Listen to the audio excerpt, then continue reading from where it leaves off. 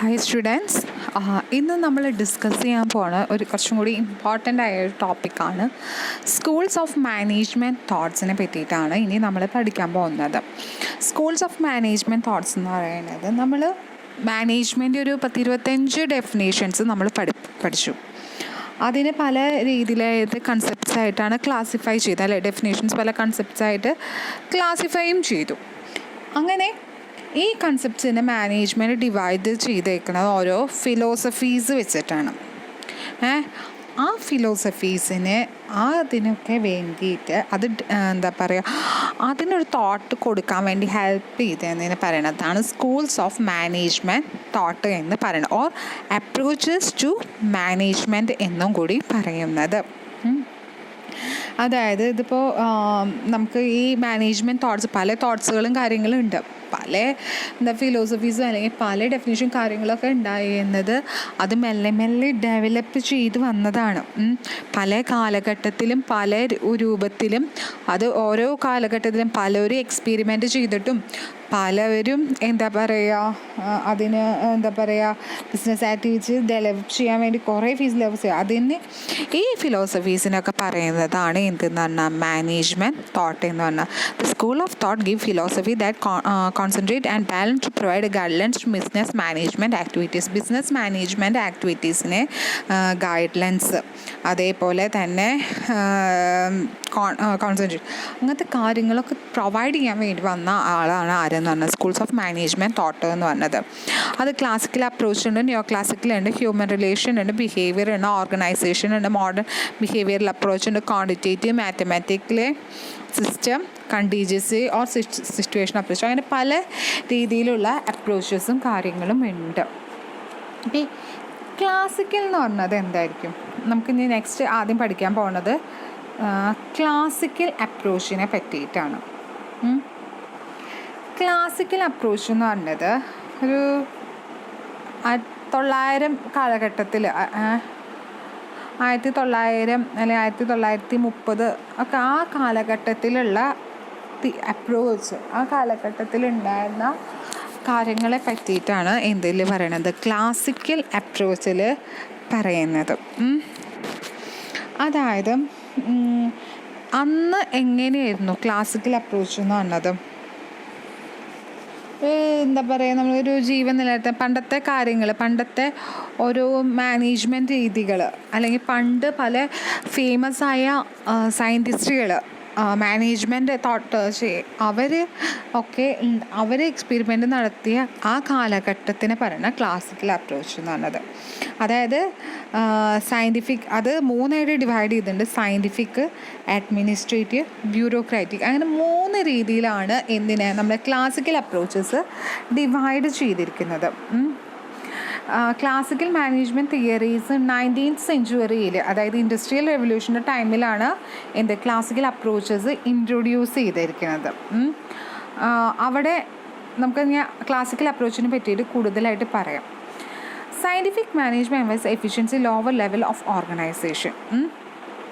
അതേപോലെ നമ്മുടെ ക്ലാസിക്കൽ അപ്രോച്ചിനെ പറ്റിയിട്ട് പറയുകയാണെങ്കിൽ നമ്മുടെ പണ്ട് എങ്ങനെയാണെന്ന് വെച്ചാൽ എക്കണോമിക് നീഡ്, അതായത് നമ്മുടെ ഒരു സോഷ്യൽ നീഡ്, നമ്മുടെ നീഡ് മാത്രം സാറ്റിസ്ഫൈ ചെയ്യാനായിരുന്നു അന്നത്തെ ആൾക്കാർക്ക് താല്പര്യം, അല്ലേ? ഫുഡ്, ഷെൽട്ടർ മാത്രം മതി അവർക്ക്. പണ്ടത്തെ ആൾക്കാർക്ക് അങ്ങനെ ആയിരുന്നില്ല. മുമ്പത്തെ ആൾക്കാർക്ക് അവർക്ക് അങ്ങനെ ഇതൊന്നും വേണമെന്നോ അല്ലെങ്കിൽ നമുക്ക് അവർക്ക് എന്താ വേണ്ടത്, അവർക്ക് ഭക്ഷണം, അന്നേക്ക് കഴിക്കാനുള്ള ഭക്ഷണം, അല്ലെങ്കിൽ ഒരു വീട്, അങ്ങനത്തെ എക്കണോമിക് നീഡ്സ് മാത്രമായിരുന്നു അത് ക്ലാസിക്കൽ അപ്രോച്ചസിൽ പറയുന്നുള്ളൂ. അവിടുത്തെ എംപ്ലോയീസിന് അത് മാത്രമാണ് കൂടുതലും ഇത് വേണ്ടത്. Scientific emphasise efficiency of lower level of organisation. എന്തായിരിക്കും സയൻറ്റിഫിക് അപ്രോച്ചസ് ലോവർ ലെവലായിട്ടുള്ള അതിൻ്റെ കീഴിൽ ലെവൽസ് ഓഫ് ഓർഗനൈസേഷനെ കുറച്ചും കൂടി ഡെവലപ്പ് ചെയ്യാനായിരുന്നു അന്നത്തെ കാര്യം നോക്കുന്നത്.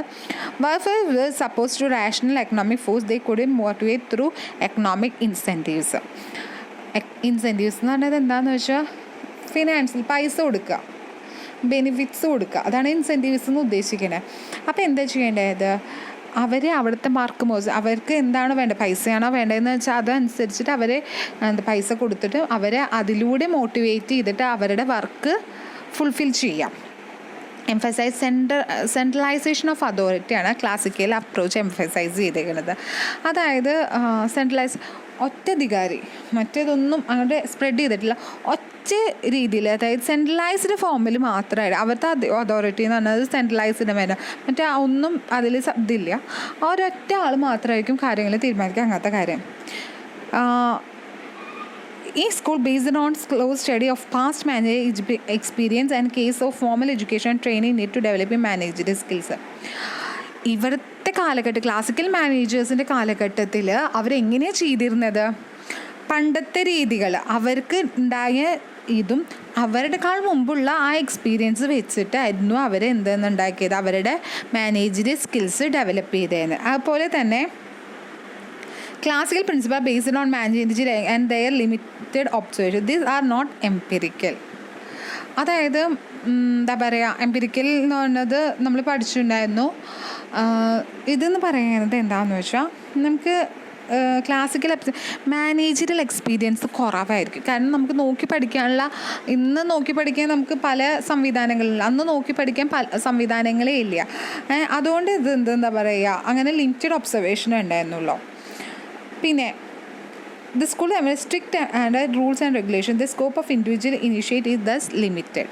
ഇന്ന് സംസാരിക്കണ പോലെ, അതായത് ഒരു മാനേജറിനോടോ അല്ലെങ്കിൽ അധികാരികളോടോ എന്തെങ്കിലും സംസാരിക്കണ പോലെ അന്ന് ഉണ്ടായിരുന്നില്ല. അപ്പോൾ അവരുടെ ഐഡിയാസോ അങ്ങനത്തെ കാര്യങ്ങൾ, കാരണം നമ്മൾ സെൻട്രലൈസ്ഡ് അതോറിറ്റിയാണ്, ഒറ്റ അധികാരിയാണ്, അപ്പോൾ നമുക്ക് പറയാനോ അങ്ങനത്തെ കാര്യങ്ങൾക്കൊക്കെ പേടിയായിരുന്നു, അവരുടെ അഭിപ്രായം എടുക്കുകയെന്നില്ല, അതിലൊരു ലിമിറ്റ് ഉണ്ടായിരുന്നു. ഇതൊക്കെയാണ് ഇത് ക്ലാസിക്കൽ അപ്രോച്ചസ് എന്ന് പറയണത്.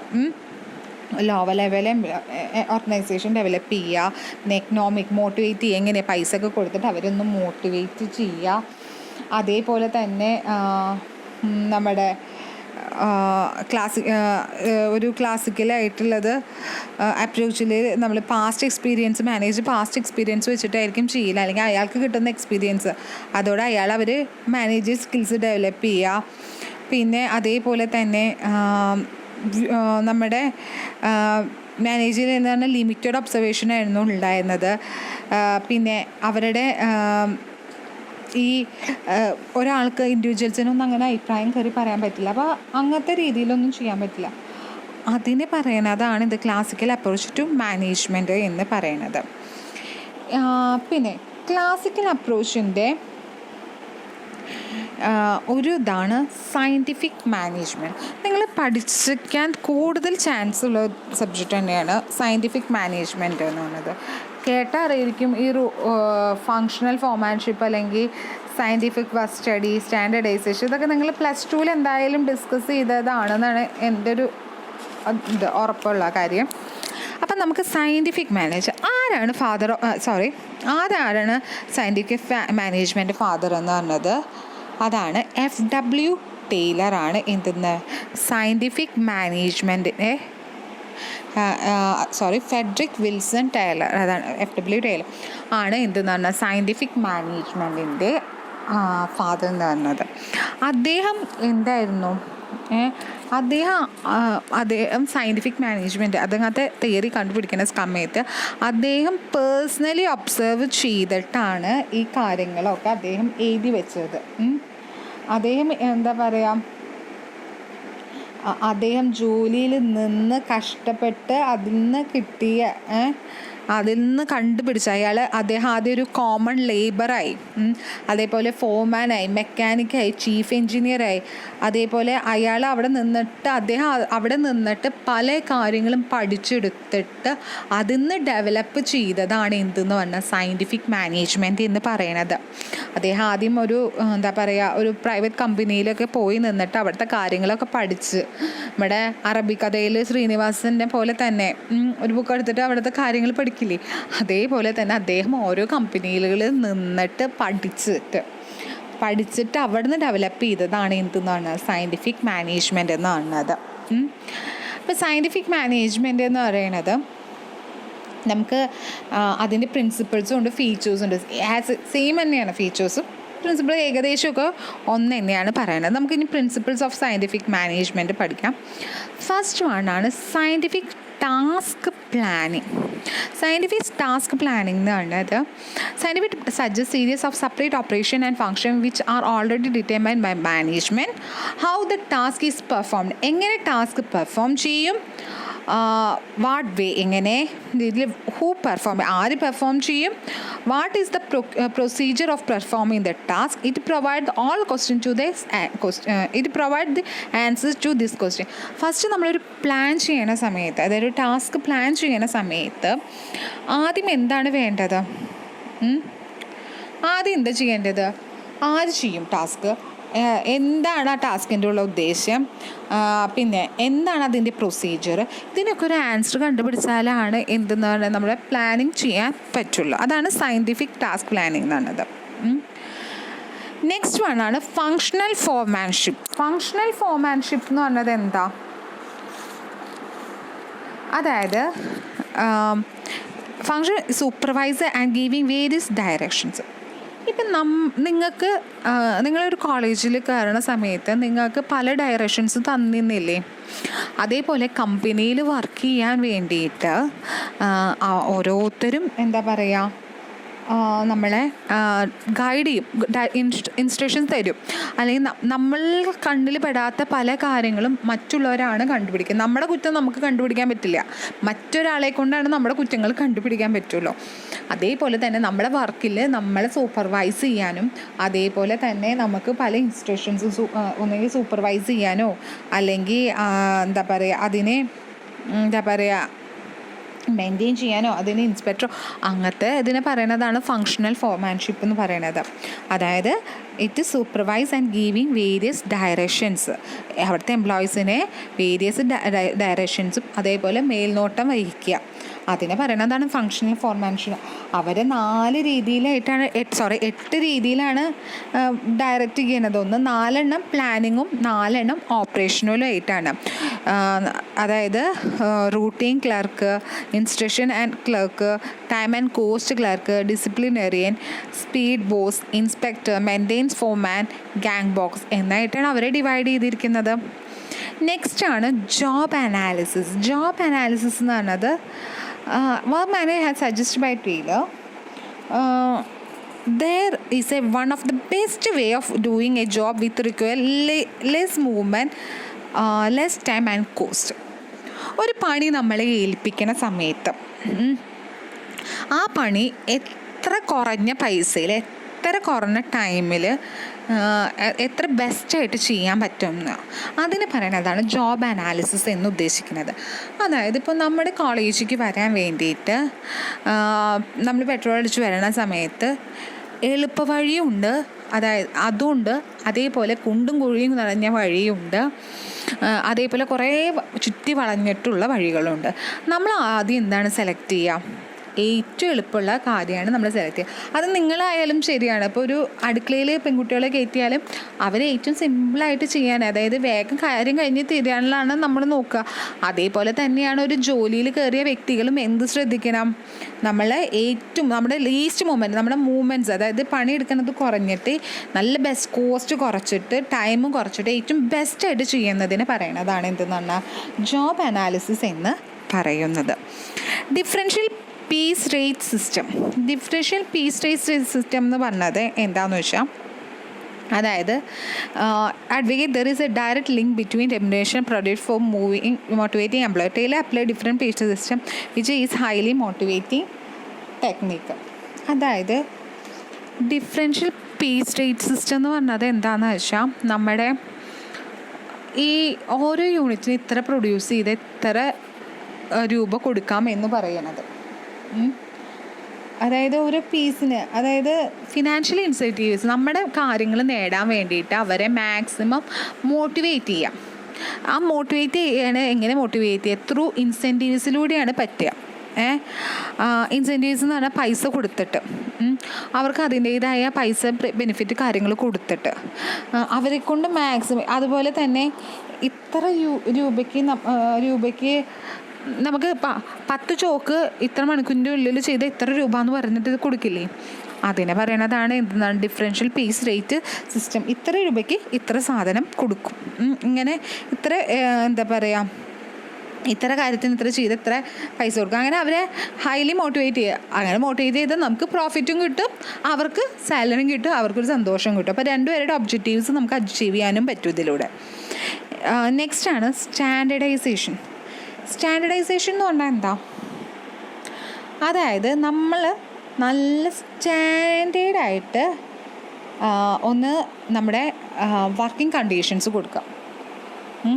ഒന്ന് ജോബ് യൂണിഫോമിറ്റി, അല്ലെങ്കിൽ ക്വാളിറ്റി റോ മെറ്റീരിയൽസ് കൊടുക്കുക, അല്ലെങ്കിൽ സ്റ്റാൻഡേർഡ് ഇൻസ്ട്രുമെൻറ്റ്സ് കൊടുക്കുക.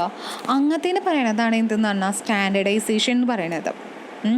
അതായത് സ്റ്റാൻഡേർഡിൽ ഇട്ട് ഇപ്പോൾ നമ്മൾ എന്തെങ്കിലും ഒരു പ്രോഡക്റ്റ്, നമുക്കിപ്പോൾ ഒരു ജോലിയിൽ കയറുന്ന സമയത്ത് നമുക്ക് നല്ലൊരു കമ്പ്യൂട്ടറും തരണം, അതിന് നല്ലൊരു വർക്കിംഗ് കണ്ടീഷൻ. ചിലപ്പോൾ ചിലവർക്ക് AC കൊടുക്കണം, ചിലപ്പോൾ ഫാനിൻ്റെ അടിയിലായിരിക്കണം, അല്ലെങ്കിൽ നല്ല നല്ല ഫയലുകൾ, നല്ലൊരു ഓഫീസ് സെറ്റപ്പ് കൊടുക്കുന്നുണ്ട്. അങ്ങനെ സ്റ്റാൻഡേർഡായിട്ട് ചെയ്താൽ നമുക്ക് എന്തൊരു തൃപ്തി ഉണ്ടാവും. ഇപ്പം നമ്മുടെ സ്കൂളായാലും കോളേജിലായാലും നല്ല വൃത്തിക്ക് നല്ല മെനക്ക് അല്ലെങ്കിൽ ഒരു ക്യാമ്പസ് അറ്റ്മോസ്ഫിയർ ഉണ്ടെങ്കിലല്ലേ നമുക്ക് പഠിക്കാനൊരു തോന്നുള്ളൂ. അങ്ങനത്തെ ഒരു എന്താ പറയുക, അങ്ങനത്തെ ഒരു യൂണിഫോമിറ്റി അല്ലെങ്കിൽ facilitate and efficiency. The standard laid down regarding work materials, tools, techniques, time, working condition, etc. These things should be fixed at based on observations. Standardization. ഇപ്പോൾ എന്താ പറയുക, ഇപ്പം ഡോക്ടേഴ്സ് ആണെങ്കിൽ ഡോക്ടേഴ്സിൻ്റെ എംബ്ലം വെച്ചിട്ട്, അല്ലെങ്കിൽ ഡോക്ടേഴ്സിൻ്റെ കോട്ട് ഇട്ടിട്ട്, സെതസ്കോപ്പ് ഇട്ടിട്ട്, അത് അവരുടെ ടൂൾസ് എന്ന് പറഞ്ഞാൽ പോലെ സ്റ്റാൻഡേർഡായിട്ടുള്ള അവർക്ക് വേണ്ട അവർ പറയുന്ന ചിലപ്പോൾ മെഡിസിൻസ് ആവാം, ചിലപ്പോൾ അവർ പറയുന്ന എക്യുപ്മെൻറ്റ്സ് ആവാം. അങ്ങനത്തെ അവർക്ക് വേണ്ടിയിട്ടുള്ള വർക്കിംഗ് കണ്ടീഷൻ അതും വളരെ സ്റ്റാൻഡേർഡായിട്ട് തന്നെയാണ് ചെയ്തു കൊടുക്കേണ്ടത്. എന്നാലാണ് അവർക്ക് അവിടെ വർക്ക് ചെയ്യാനായിട്ട് തോന്നില്ല. അപ്പോൾ അതാണ് standardisation. Scientific selection and training. വർക്കേഴ്സിനെ സെലക്ട് ചെയ്യണത് on scientific basis and based on education, experience, strength, etcetera. Each element of selection should be considered properly. Work selected according to the requirement of work. Training should be provided worker to make more efficiency. അതായത് നമ്മൾ select ചെയ്യുന്നത് scientifically ബേസിലായിരിക്കണം. അതായത് ഒരു വ്യക്തിനെ select ചെയ്യുമ്പോൾ, ഇപ്പോൾ നമ്മൾ ഒരു കോളേജിലേക്ക് പഠിക്കുന്ന സമയത്ത് കുട്ടികളെ സെലക്ട് ചെയ്യണമെന്നുണ്ടെങ്കിൽ മെറിറ്റ് സീറ്റ് എന്ന് പറഞ്ഞാൽ പഠിക്കുന്ന കുട്ടികൾക്ക് മാനേജ്മെൻറ്റ് സീറ്റും അങ്ങനെ പല സീറ്റുകളുണ്ടാവുമല്ലോ. വേണ്ട വേറെ ഉദാഹരണം പറഞ്ഞുതരാം.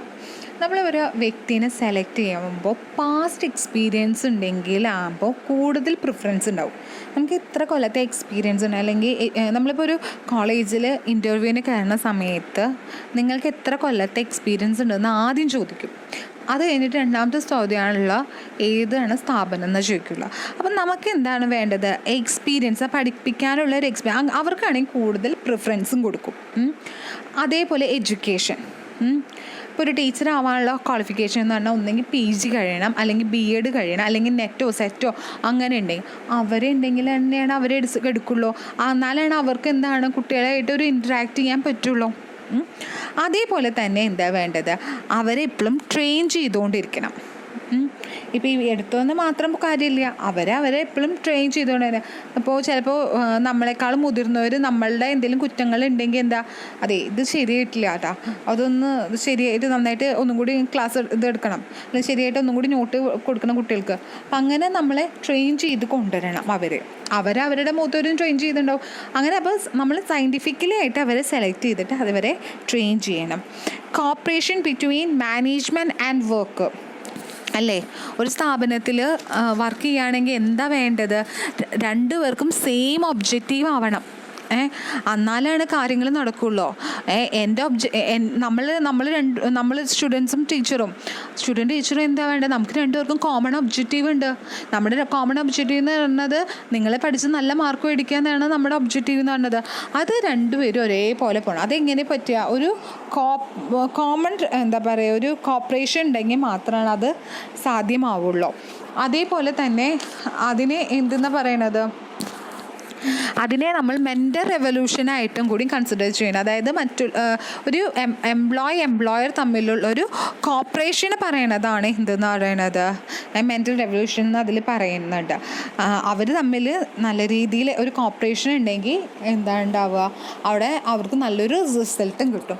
ഇതാണ് നമ്മുടെ പ്രിൻസിപ്പിൾസ് ഓഫ് മാനേജ്മെൻറ്റ് പറയണത്. അതേപോലെ തന്നെ സയൻറ്റിഫിക് മാനേജ്മെൻറ്റിന് ഫീച്ചേഴ്സ് ഉണ്ട്. ആ ഫസ്റ്റ് ഫീച്ചർ എന്ന് പറഞ്ഞത് പ്ലാനിങ് ആൻഡ് ഡൂയിങ് ഞാൻ പറഞ്ഞു. പിന്നെ ഫങ്ഷൻ ഫോർമാൻഷിപ്പും ഞാൻ പറഞ്ഞു. പിന്നെ സയൻറ്റിഫിക് വർക്ക് സ്റ്റഡി ഉണ്ട്, അത് ടൈം സ്റ്റഡി ഉണ്ട്, മോഷൻ സ്റ്റഡി ഉണ്ട്, ഫാക്റ്റ് സ്റ്റഡി ഉണ്ട്. ടൈം സ്റ്റഡി എന്ന് പറയുന്നത് ഇത്ര സമയത്തിനുള്ളിൽ വർക്ക് ചെയ്യാം. അതായത് it involves determination of time and moment task complete. It is study find out the time taken to various operation of job and determine the time should be taken a reasonably skilled workman perform the job. ഇപ്പോൾ ഒരു മണിക്കൂറിന് ഇപ്പോൾ നമുക്ക് ഒരു അവർ എന്ന് പറഞ്ഞത് ഒരു അവറാണ്. Hours എന്ന് പറഞ്ഞത് ഒരു ടീച്ചർക്ക് എന്ന് പറഞ്ഞാൽ ഒരു അവറായിരിക്കും. ആ അവറിൽ ആ ടീച്ചർക്ക് എത്ര പോർഷൻസ് കംപ്ലീറ്റ് ചെയ്യാൻ പറ്റും, ആ ടീച്ചർ എങ്ങനെയാണ് ആ ക്ലാസ് എടുക്കാൻ പറ്റിയത്, അങ്ങനെ പറ്റിയിട്ട് നോക്കണതിനെ പറയണതാണ്, ആ സ്റ്റഡീനെ പറയണതാണ് ടൈം സ്റ്റഡി. ഇപ്പോൾ ഇത്ര ടൈമിനുള്ളിൽ ഇത്ര യൂണിറ്റ് പ്രൊഡ്യൂസ് ചെയ്യാൻ പറ്റും, അത് നോക്കണതിന് ടൈം സ്റ്റഡി എന്ന് പറഞ്ഞാൽ. മോഷൻ സ്റ്റഡി എന്ന് പറഞ്ഞാൽ എന്താ പറയുക, ഒരു മണിക്കൂർ കൊടുക്കും, ആ മണിക്കൂറിൻ്റെ ഉള്ളിൽ ഇത്ര ഫയലും കൊടുത്തിട്ട് ആ ഫയൽ കംപ്ലീറ്റ് ആക്കിയോ, ഞാൻ അയാൾ അൺനെസസറി ആയിട്ട് മൂവ്മെൻറ്റ് ചെയ്തോ അന്നുള്ളതൊക്കെ അതിനെ പറ്റി പഠിക്കാനുള്ളതാണ് എന്തെന്നാണ് മോഷൻ സ്റ്റഡി. അതുകൊണ്ട് എന്താ നമ്മുടെ മൂവ്മെൻറ്റ് അൺനെസസറി ആയിട്ടുള്ള മൂവ്മെൻറ്റ് കുറയും. ഫാക്റ്റ് സ്റ്റഡി എന്ന് പറഞ്ഞാൽ ഒരു മനുഷ്യന് ഇത്ര ടൈം മാത്രമാണ് നമുക്ക് പണിയെടുക്കാൻ പറ്റുള്ളൂ, ഇത്ര ഏജിലാണ് നമുക്ക് പണിയെടുക്കാൻ പറ്റുള്ളൂ അല്ലേ. ഓവറായിട്ട് അവരുടെ ഹെൽത്ത് അനുസരിച്ചിട്ട് വേണം നമ്മൾ വർക്ക് കാര്യങ്ങൾ തുടക്കുക. അതാണ് ഫാക്റ്റീവ് സ്റ്റഡി എന്ന് പറയുന്നത്. അതായത് long duration of work without providing rest will cause exhaustion and fatigue. It will result loss of potential energy and capacity of work. അതായത് ഹെൽത്ത് ഓഫ് വർക്കർ, ഇപ്പോൾ ഒരു 60 വയസ്സായ ആളെ കൊണ്ട് രാവിലെ 9 മണി തൊട്ടിട്ട് വൈകുന്നേരം 9 മണി വരെ കണ്ടിന്യൂസ് ആയിട്ട് വർക്ക് ചെയ്യുക അയാൾക്ക് പറ്റുമോ? പറ്റില്ല. അപ്പം അയാൾക്ക് വേണ്ട അതിൻ്റേതായ റെസ്റ്റ് വേണം.